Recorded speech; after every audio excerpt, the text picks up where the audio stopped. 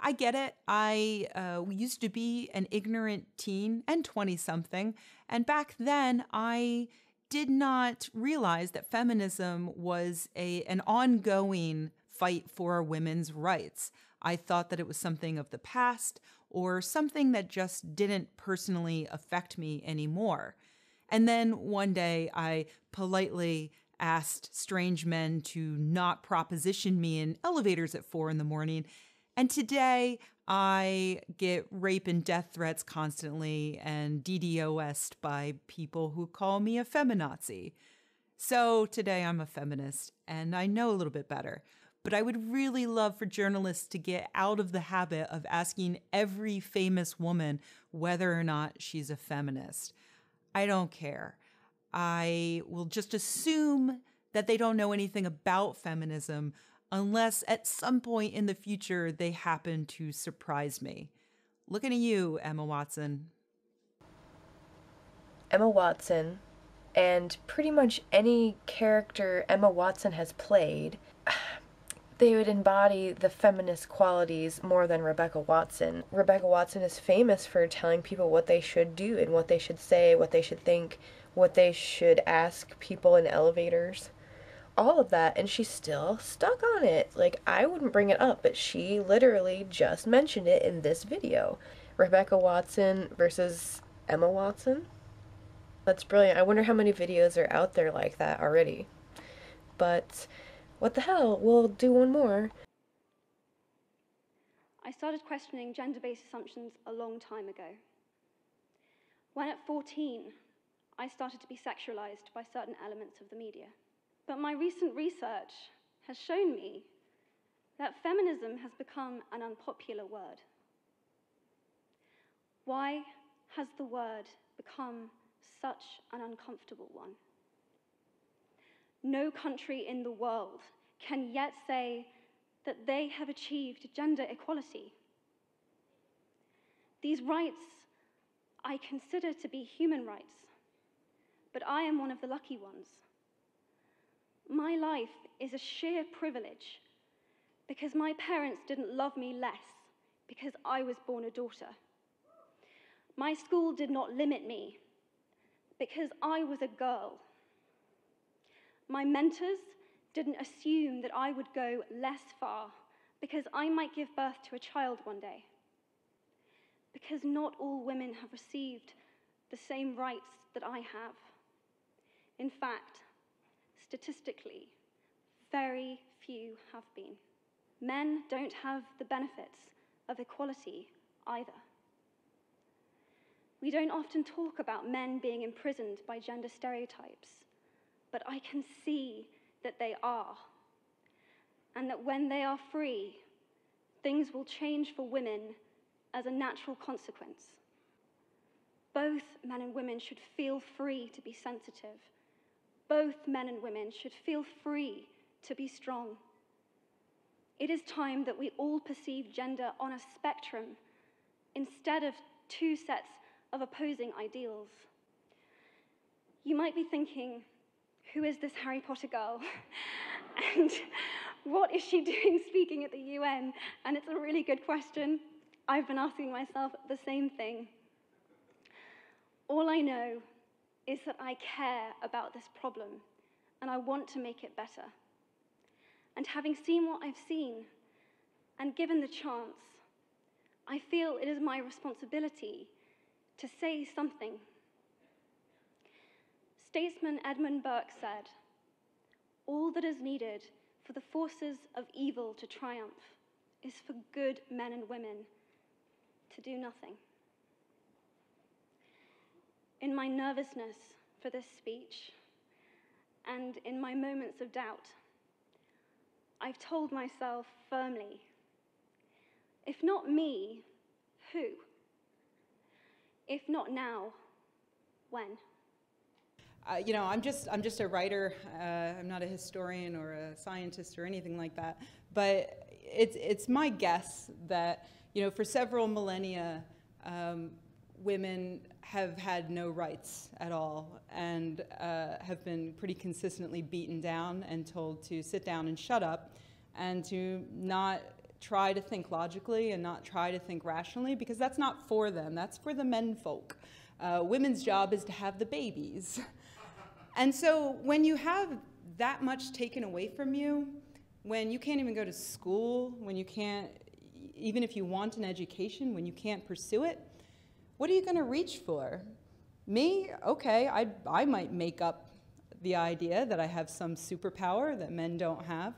I mean, if nothing else, to regain just a tiny little bit of power that's been taken from me and from other women for so long. I hadn't actually read the book previously, but I called my grandma Frida, and she said that it was her favourite book when she was growing up as a girl, and she just told me kind of how it had, I don't know, changed the way that she looked at things, because she felt after reading it that kind of anything was possible, and she just found the story very inspiring, and she'd read it kind of 3 or 4 times, and she told me how much she loved it and that she really thought, you know, I should try and do it. I loved being part of a trio which was all girls. It was such a nice kind of change or break from Harry Potter, because I'm usually always surrounded by guys, and I'm usually kind of the odd one out, or the girl.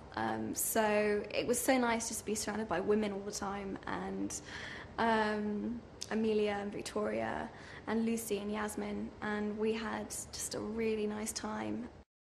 I was so selfish. All I could think about was proving myself, making everyone see that I was talented.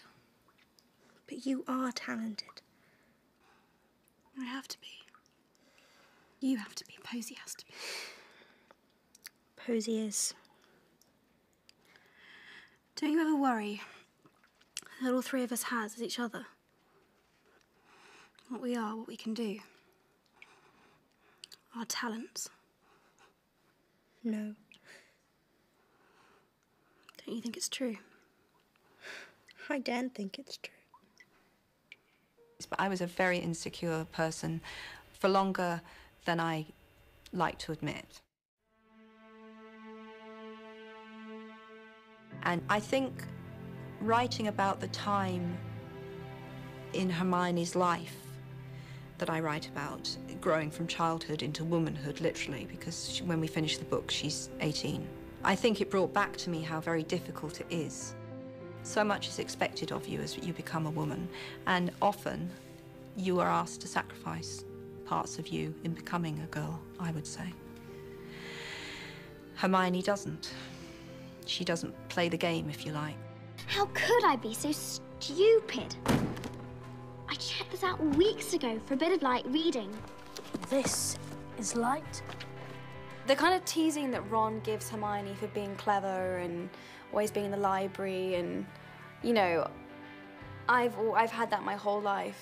Guys giving me a hard time for doing well and being smart, and so I can totally relate. I couldn't have dreamed it, but it's happened. Thank you so much. Thank you so much for watching, and thank you so much for your support. So what is Impact 10 by 10 by 10? It's about engaging governments, businesses, and universities, and having them make concrete commitments to gender equality. But I want to hear from the human beings that are behind these organizations. I spoke about some of my story in September. What are your stories? Girls, who have been your mentors? Parents, did you make sure you treated your children equally? If so, how have you done it? Husbands, have you been supporting your female partner privately so that she can fulfill her dreams too? Young men, have you spoken up in a conversation when a woman was casually degraded or dismissed? How did this affect you? How did this affect the woman you stepped up for? Businessmen, have you mentored, supported, or engaged women in leadership positions? Writers, have you challenged the language and imagery used to portray women in the media? CEOs, have you implemented the women's empowerment principles in your own company? What change have you seen? Are you someone that has been persuading men to become he for she's and collecting their signatures for our website? How many have you got? We want to know. We want to hear from you. One of the biggest pieces of feedback I've had since my speech is that men and women want to help, but they aren't sure how best to do it. Men say they've signed the petition. What now? The truth is, the what now is down to you. What your he for she commitment will be is personal, and there is no best way. Everything is valid. Decide what your commitment is, make it public, and then please report back to us on your progress so that we can share your story. We want to support, guide, and reinforce your efforts.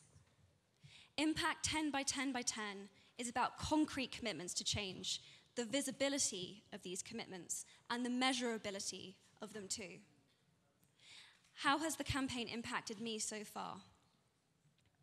I've had my breath taken away when a fan told me that since watching my speech, she has stopped herself being beaten up by her father.